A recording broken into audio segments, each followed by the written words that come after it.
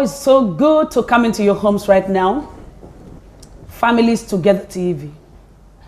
Mama Kathy, your regular host. How has it been? I want to believe, God, that you had a very swell week. But don't worry, God is coming with a booster. You're going to learn more. You're going to be so blessed. You're going to be anointed. Your family is going to be stronger. Because what we are going to look at today is certainly going to be such a blessing to so many people. What are we looking at? What are we discussing? Challenges in the early years of marriage. Oh my God. Somebody is saying, is it early years? I've been married 30 years. The challenges are even worse than the beginning. Don't worry. It will still work out for our good. At the end of the day, we're going to learn much more. If you're still struggling at 20 years of marriage, 30 years of marriage, probably your assignment is bigger than any other person's. By listening to this program today, you'll be in a better place to advise others. I don't want you to trade this program for anything. I'm going to go on a short music interlude, and I'll be right back introducing my guest, and we get straight into the business of the day. Don't go anywhere.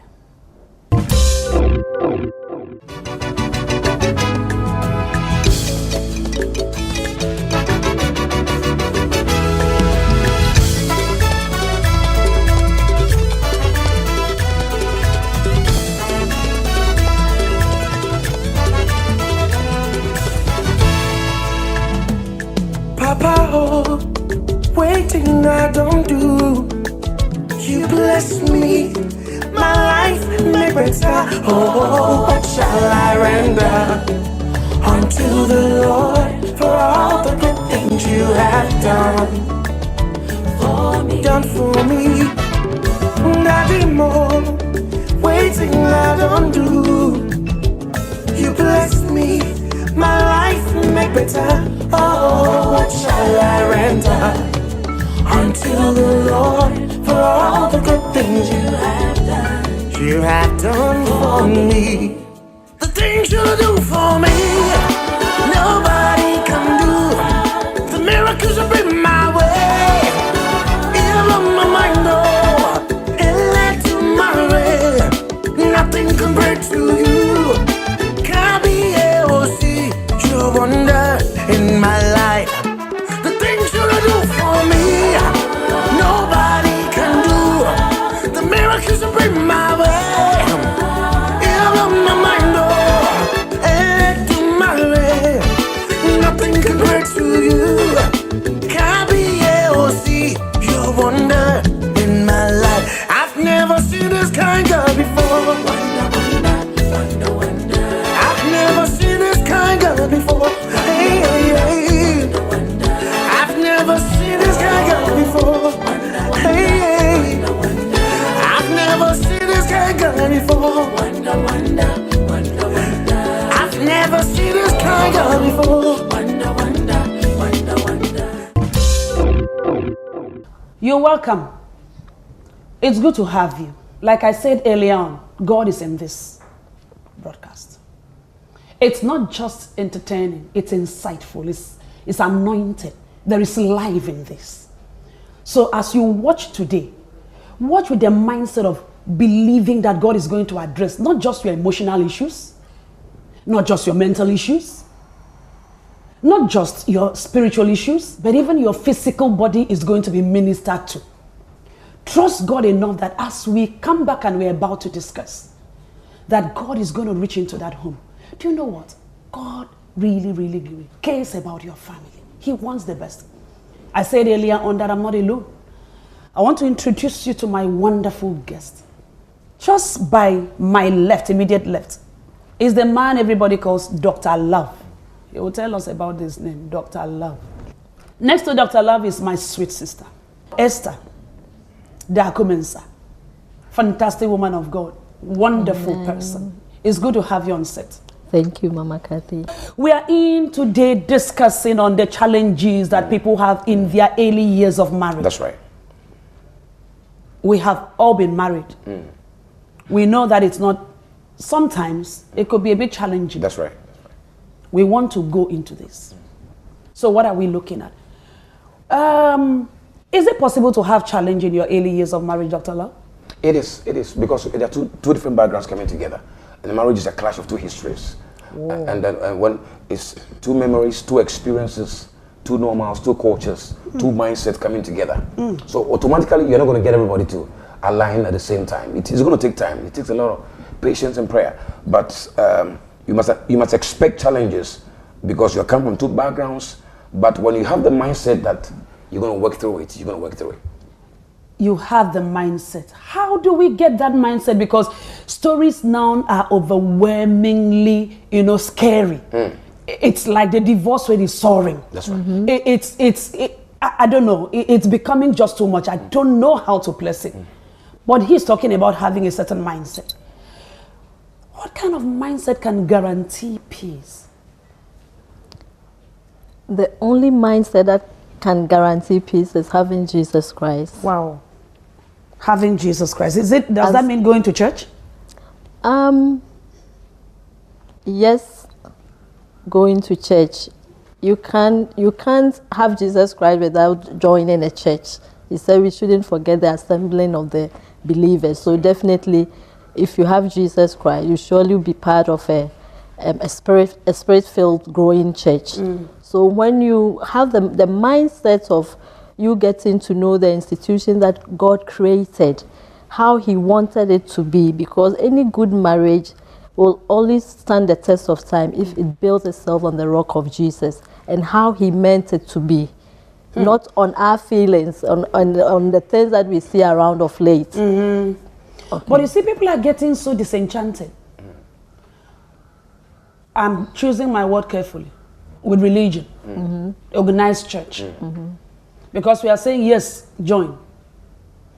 But even the people that lead some of these assemblies are not exempted from the challenges. Yeah. So how can you give me what you don't have? I want us to come to a place, probably at these beginning stages. Let's establish something. Not everybody that's leading a church, quote unquote a church, is ordained of God or is trained of God. You can be called but not trained.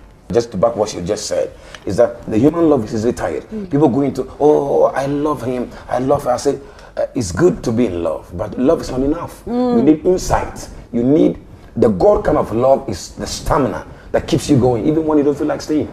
Because every marriage, once in a while, you're going to go through challenges where you feel like, forget about it. I'm tired, I'm through. But it's the agape love in you that keeps things going. And when the agape love is not there, you give up. You're tired, you want to revenge, you want to throw in the towel, and that is what many people are going through. Many people are in church, but they don't have the church in them. So the deep love of God that keeps things going, keep the marriage going, is not there. And you don't need a man first, you don't need a woman first. You need the love of God deep down in you to keep the thing going. Because sex will fail. I always say that sex is for kids. Sex will die off. You start seeing things you don't want to see. But when you're in there with a long-term mentality and the love of God in you, it moves from just feelings to friendship. I think what we should rather establish now, going by what you've just said, is the fact that there are two kinds of love. That's right. Yeah. One is selfish and ungodly. That's right. And most people get into marriage based on this unselfish That's right. marriage. What actually we need is the God kind of love. Please, I want you to expatiate a little on that, because some people don't know how to make the difference. Love is love. And most times they think that lust is actually love. So can you help those who are watching right now? Let them understand the God kind of love, mostly in the context of marriage. Okay. The God kind of love says that love doesn't boast. Love is not hateful. Love is not envious. Love is not keep records of wrong. It doesn't keep records of wrong. Love is not selfish. So if one has to get into this kind of love, then they need to go back into the Bible, how God defines love, and take it one by one. Because at times we read the Bible, we don't even understand it. Some of us just recite the verses. If you read it, what is God saying? Love, love is not envious. So you ask yourself, I shouldn't be envious if my spouse is going ahead of me. I shouldn't get jealous or get selfish. So and when you find a definition of envy, it says that anytime you think that this thing that this one is having should come to me, how can you live with someone you claim you love the person, and if the person is getting something or you wish even it were yours. it's were yours. So when you have that feeling, you are starting on the wrong footing, and it brings conflicts in the marriage. Beautiful. Yes. Hold your thoughts there, because there's so much we'll discuss. Okay. Quite a lot. We are going to hit the streets Okay. and hear some people's opinion on why they think the challenges are persisting in early years of marriage. Okay. Please don't go anywhere. We'll be right back. In dealing with these challenges, I think God first. You need to pray to God, and also you have to study the person well. You know, nobody is an angel. We all have weaknesses. Once you also have your weakness, you must also realize that your partner also has her weakness. Therefore, you must understand one another. The men must give the women that due respect that they deserve. Women, on the other hand, flirt around. So by dint of this, you can realize that the man do not have the love that he or she has for the wife before. As a matter of fact, most women do not even respect their husbands. So women who do not respect the husband, they cannot be two captains in one ship. So by means of this, there will certainly be a breakup. So I urge that women, on the other hand, should respect their husbands as the Bible has said. Man has a duties in the marriage, and then the woman also has a duties. So sometimes when you go, you see that the man's duties is not playing well, or the woman is not playing her duties very well. The woman is supposed to wake up early, see things, but she's not doing. She may be sleeping out at 8 o'clock and all these things. So it becomes to be a challenge. So, we're back. You've listened to the respondents. I think the conclusion of the matter is that there are issues. Marriage has issues, mostly the early years. And before we went on that break, we were talking about the love of God. That kind of is the only guarantee, not selfish love. But it's very difficult when you're stressed in marriage to remember to love the way God wants to love. Most people want an escape route. I want you to quickly, probably, look into that. How come it's difficult to hold on and show the needed kind of love in order to pull the marriage out of the dungeon? For a man, I want a male perspective to this. The Hollywood perspective of marriage is fake. The Nollywood, the movie kind of perspective of marriage, that the sweet, glamorous thing that they see on movies is all artificial. It's not real. Many people prepare for weddings, I always say, and they prepare for marriages. So when they go in there with that mentality that it's an automatic happiness, it's not that. It's not like that. Marriage is school without graduation, war without retreat. Marriage is Satan's number one target. Sorry to cut you in. Most people don't have that kind of mindset again. Marriage, so they are listening. I'm watching you right now. That's why the marriage counselors must do a better job, because when you ease them through it, it's a target. The family structure is the enemy's number one target. And when you go in there with the feeling, which is love feeling, human love, whatever love feelings you have, without adequate insight, when challenges come, you back out. You need insight. Success in any area is not feeling. I can love a private jet. I don't know how to fly because I don't have insight. And many people are going into marriages with feelings, but they don't have insight. So I think that they need proper insight to be able to guarantee the stamina when challenges come. Otherwise, you forget that you are in love when challenges come. You have insight. You need insight. You need quality insight and mentorship. Those days, our young ladies, our grandmothers will sit them down and talk to them. You know, they mentor them into marriage. These days, you meet a guy in school, and then within 2 weeks you are married. So 8 out of 10 people get married and they are divorced. Why? Because they have degrees, they have prepared for degrees, but they meet overnight and they want to get married. It's not like that. Marriage is a lot of work. Marriage is a lot of responsibility. So you need adequate insight. If you rush in, you rush out. That's how a man thinks about this? That's what I think about it. Okay. Auntie Esther. I think I just want to add on to a little what Dr. Love is saying. For me, I know that most marriage counselors are doing well, but for example, it's like going to look for a job. Are you getting me? You've gone to school, you've learned about a subject, you come out, you say, this is what I want to do. So the school has groomed and taught you about how to do that kind of work. If you go and you are employed in that field, the next lies on you to use your expertise and the knowledge you learned to And prove that you actually... unprove it. Yeah. So marriage counselors have done their work. But majority of marriage counselors don't even, if you talk to them, majority of them, but just sorry to interrupt, don't, if you talk to them, they say the people don't even finish well. They start 2 months, then they stop coming. Yes, I was coming to that. Have the patience to I was coming to that. You know, the Indeed, wedding cards are already printed. That's the reason why I'm saying that most serious institutions that do marriage counseling tells them it's 6 months. That's right. The 6 months, in some places, the 6 months means once a week. So some also do it 3 months, meaning if they can use the modules that people use in 6 months to do it for 3 months. But what is happening is that, as we are saying, most people, because of promiscuity, they pretend and lie to their pastors and marriage counselors. They have started sleeping, and when they come, even when they see the problems, before they realize they've introduced the fiancé to the pastor. So when things are going wrong, it gets difficult for them to now come back and say, I think I can't do it. Because they are now coming to let the pastor get to know what is actually going on. So they just keep it and go.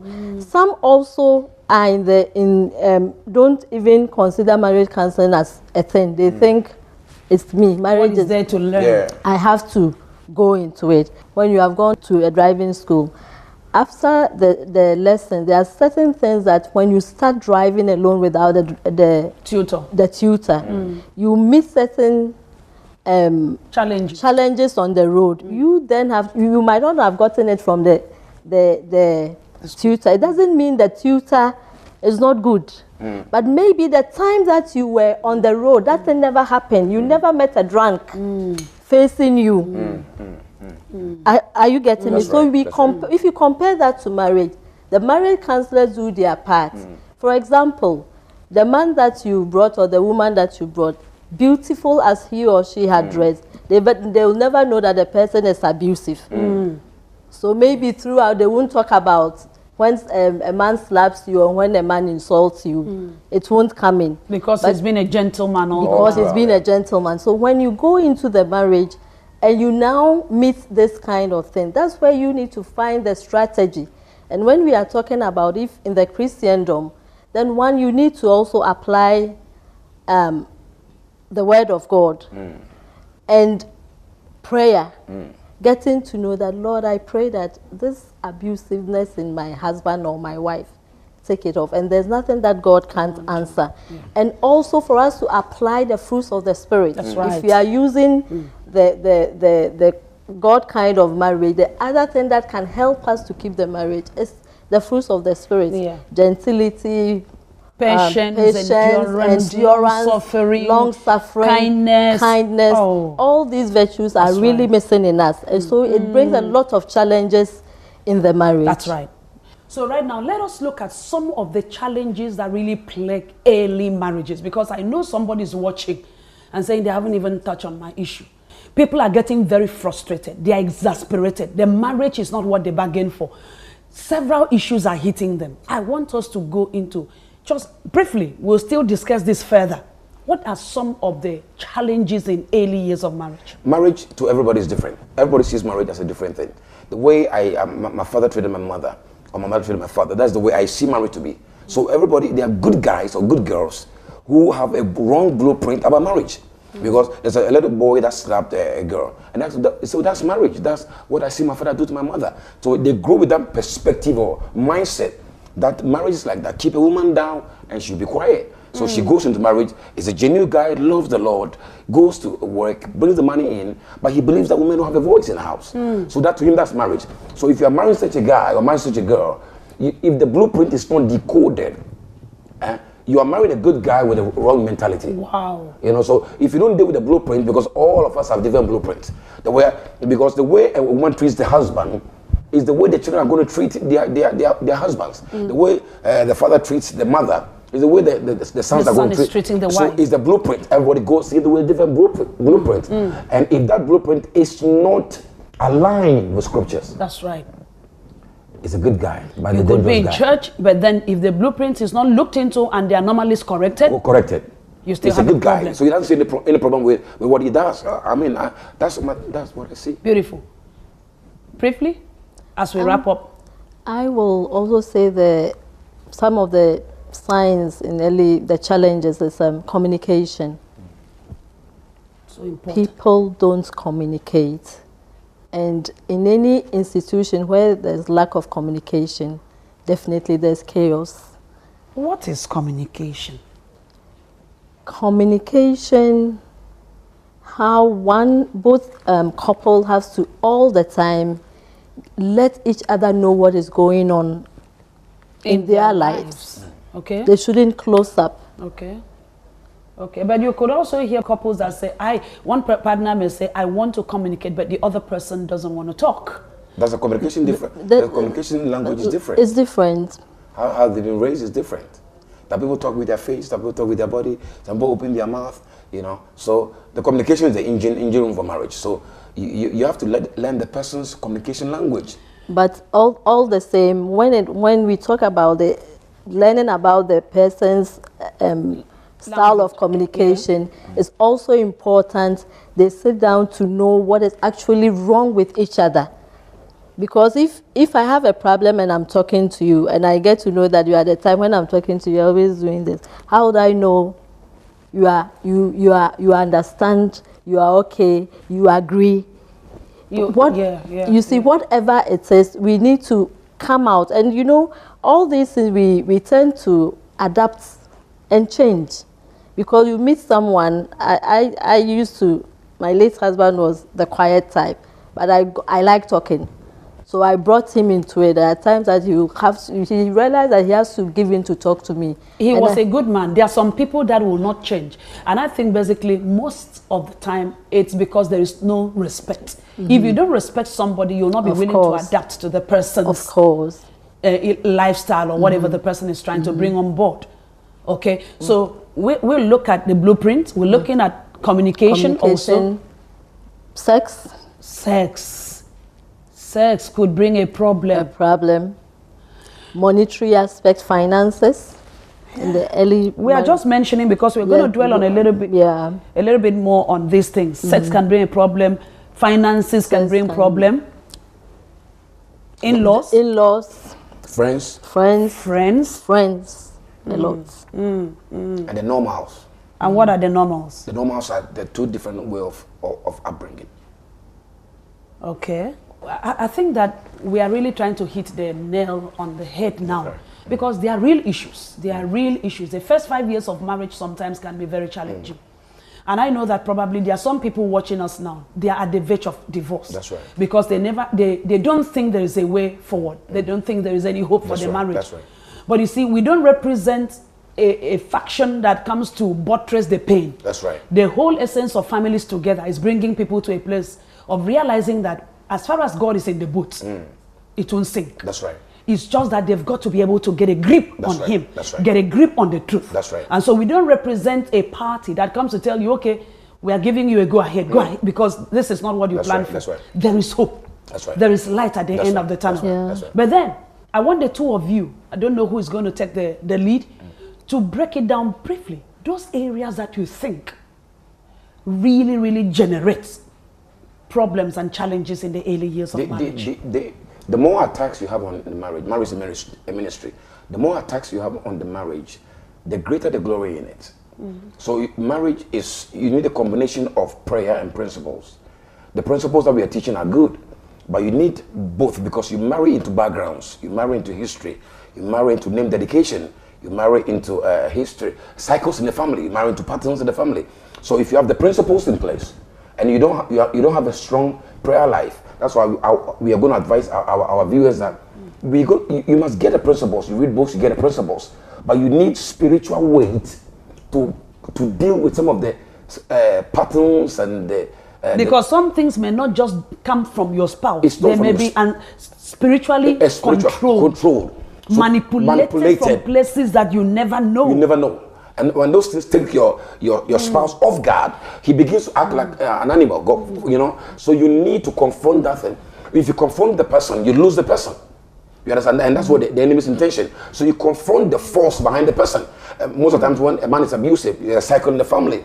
The father was abusive, there's a cycle in the family. They smoke weed, they are drug addicts, they are lazy people, womanizers. He's a good guy, but he has this thing that when it comes on him, he loses all sense of security.